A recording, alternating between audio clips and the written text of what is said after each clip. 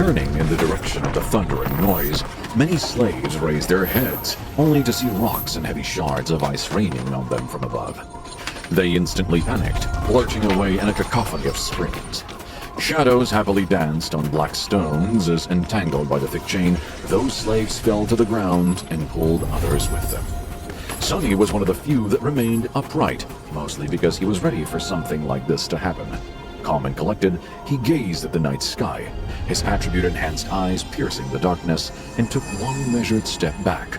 In the next second, a piece of ice the size of a man's torso hit the ground right in front of him and exploded, showering everything around with sharp shards. Others weren't that quick, as ice and stones continued to rain. Many were wounded, and a few even lost their lives. Agonizing wails filled the air. On your feet, fools! Get to the wall!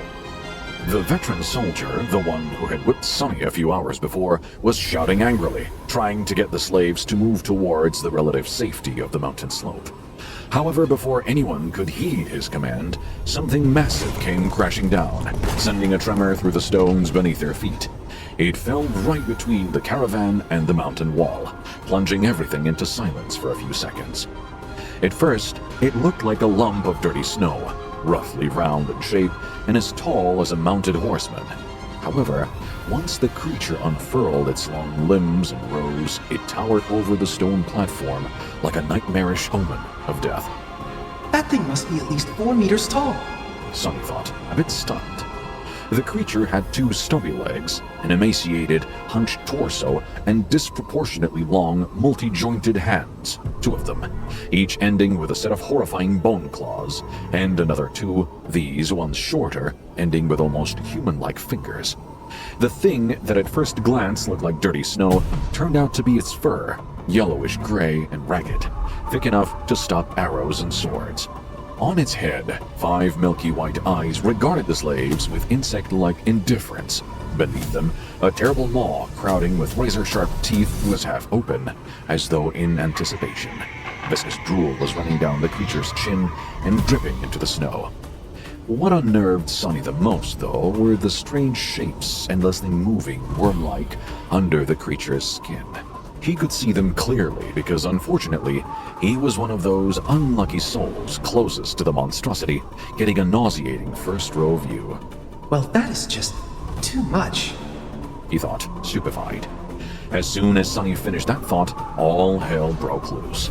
The creature moved, slashing its claws in its general direction, but Sonny was one step ahead. Without wasting a single moment, he jumped sideways, as far as the chain allowed, conveniently placing the broad-shouldered slave between himself and the monster. His quick reaction saved his life, as those sharp claws, each as long as a sword, sliced through the broad-shouldered man a fraction of a second later and sent streams of blood flying through the air. Drenched in the hot liquid, Sonny hit the ground, and his fellow slave, now simply a corpse, fell on him from above. Damn, why are you so heavy? Temporarily blinded, Sonny heard a chilling howl and felt an enormous shadow passing over him. Immediately after, a deafening chorus of screams filled the night. Not paying it any attention, he tried to roll the corpse to the side but was stopped by a forceful lurch of the chain that twisted his wrists and filled his mind with white-hot pain. Disoriented, he felt himself being dragged a few steps, but then the chain suddenly slackened and he was able to control his hands again. See? Things could have been worse.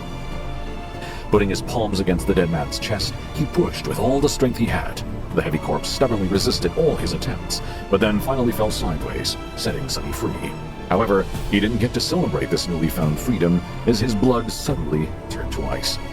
Because at that moment, with his palms still pressed against the broad-shouldered slave's bleeding body, he clearly felt something wriggling under the dead man's skin. You just had to think about how things could get worse, right, you idiot? He thought, and then flinched back. Pushing the corpse with his legs, Sonny crawled as far away from it as he could, which was about 1.5 meters, thanks to the ever-present chain. He quickly glanced around, noticing a mass of dancing shadows in the silhouette of the monster rampaging amidst the screaming slaves on the opposite end of the stone platform.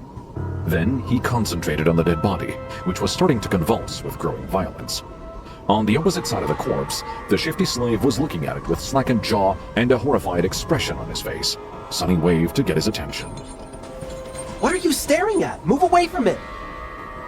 The shifty slave tried but immediately fell down. The chain was twisted between the three of them, pinned down under the broad-shouldered man's weight.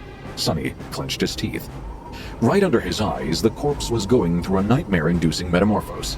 Strange bone growths pierced its skin, extending like spikes. The muscles bulged and wriggled, as though trying to change shape. The fingernails were turning into sharp claws. The face cracked and split, bearing open a twisted mouth with one too many rows of bloody needle-like fangs. This is not right. Sonny twitched, feeling a strong urge to empty his stomach. The chain!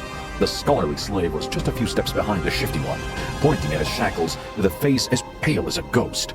That remark was far from helpful, but given the circumstances, his shock was understandable. Being shackled was bad enough, but being shackled to such horror was truly unfair. But Sonny's conclusion that things weren't right did not come from self-pity. He just meant that this whole situation was literally not right. The spell, mysterious as it was, had its own set of rules. There were rules for what type of creature could appear in any given nightmare, too. Nightmare creatures had their own hierarchy, from mindless beasts to monsters, followed by demons, devils, tyrants, terrors, and finally mythical titans, also known as calamities. The first nightmare was almost always populated by beasts and monsters, rarely with a demon mixed in, and Sonny had never ever heard about anything stronger than a single devil appearing in it. However, the creature had clearly just created a lesser version of itself, an ability that belonged exclusively to tyrants, the sovereigns of the nightmare spell, and those above them. What was this tyrant even doing in a first nightmare? How powerful was the damn fated attribute? But there was no time to ponder. Unfair or not, there was only one person who could save Sonny: himself. The broad-shouldered man, what was left of him, slowly rose, his mouth producing strange clicking noises. Without giving him time to fully come to his senses, Sonny cursed and jumped forward, grabbing onto the length of the slackened chain. One arm of the monster, now fully equipped with 5 jagged claws, shot forward to meet him, but Sonny sidestepped it with one calculated movement. What saved his skin this time was not quick reaction, but simple presence of mind. Sonny might not have learned any fancy combat techniques, since his childhood was spent on the streets instead of a school, but the streets too were a kind of teacher.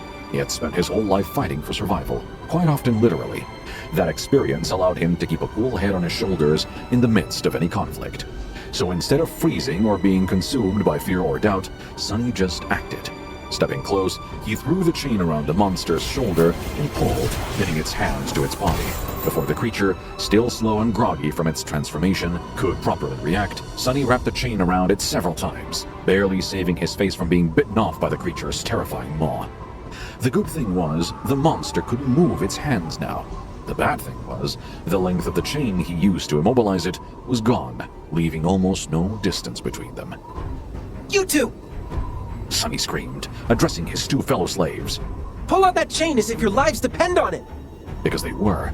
The shifty slave and the scholar gaped at him and then, understanding what he was thinking, started to move.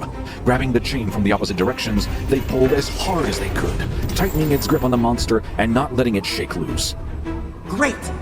Sonny thought. The monster bulged its muscles, trying to break free. The chain creaked, caught on the bone spikes, as though slowly breaking apart. Not so great. Without wasting any more time, he threw his hands in the air and caught the creature's neck with the short, thinner chain connecting his shackles together. Then he circled the monster with a quick step and pulled, ending up back-to-back with it, as far away from its maw as he could. Sonny knew that he wasn't strong enough to strangle a man with his bare hands, let alone a weird, terrifying mutant like the one trying to eat him. But now, using his own back as a lever and the weight of his whole body to pull the shackles down, he at least stood a chance. He pulled down with all his might, feeling the monster's body pressing against him, bone spikes brushing against his skin. The monster continued to struggle, clicking loudly and trying to break the chain, tying him down apart.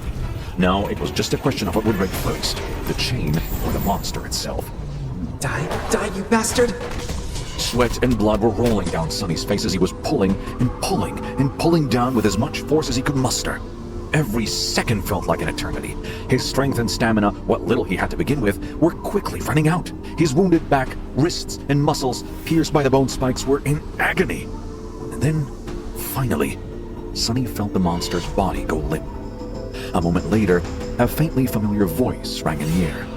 It was the most beautiful sound he had ever heard. You have slain a dormant beast, Mountain King's larva.